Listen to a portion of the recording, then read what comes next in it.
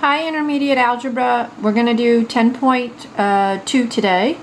Today is Wednesday, so happy Wednesday to you all. I hope everything's going well and you're getting through everything okay. So like I said, today's going to be another quick lecture. We are doing 5 this week, so we are doing a little bit more than I did last week, but they are smaller sections.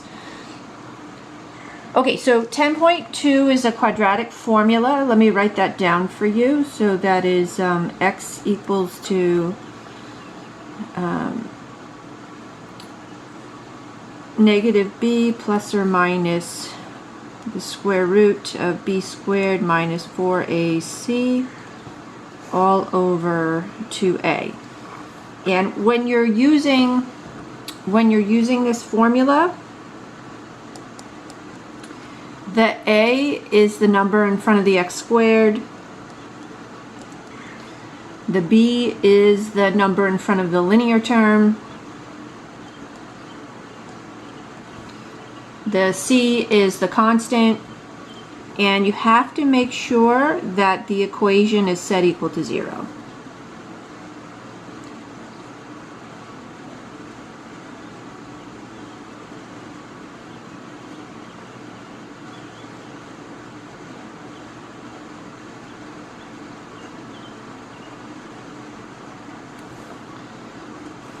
Okay, so just make sure that you never put any variables into the quadratic formula. It does not solve for variables. And the quadratic formula is really great because it will solve all quadratic problems from easy to difficult. It's like duct tape. It fixes everything, okay?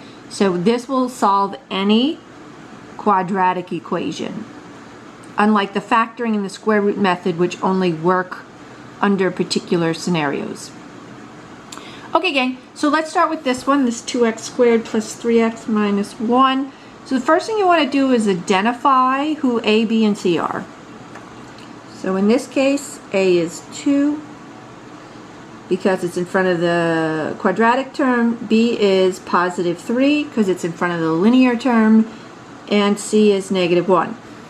Make sure you take into account your positives and negatives when you find a, b, and c. I'm now going to plug that into the formula. So x is equal to negative times 3 plus or minus 3 squared minus 4 times a times c all over 2 times a. So then you plug everything into the quadratic formula and then you simplify. Now when you simplify, the main thing that you want to focus on is the radical. This is where most of the work is, right here, crunching this radical out.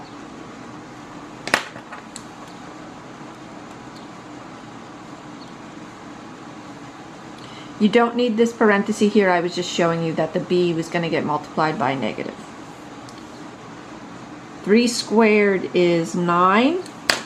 I suggest you do the signs here first because all of these 3 numbers are being multiplied. It's negative 4 times 2 times negative 1. This is a series of multiplication. So I first suggest you do the sign. You've got a negative times a positive times a negative. So overall this is going to be positive because it's a negative times a positive times a negative, which makes a positive. Then I would actually do the number 4 times 2 times 1. 4 times 2 is 8. 8 times 1 is 8. So that's 8 all over 4. And again, like 90% of the work is right here at the radical. So now I'm going to add these together.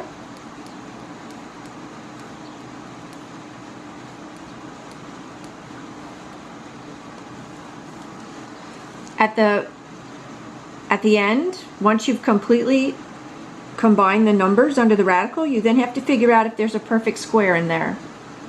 Because if there's a perfect square in there, you have to simplify it. Okay? All the final answers have to be in lowest form and completely simplified. 17 is prime, and there is no perfect square in a prime number. So that one's done. This is done. This is the final answer. Okay, I'll end the video here, but I'll do more examples with you. Catch you again soon. Bye-bye.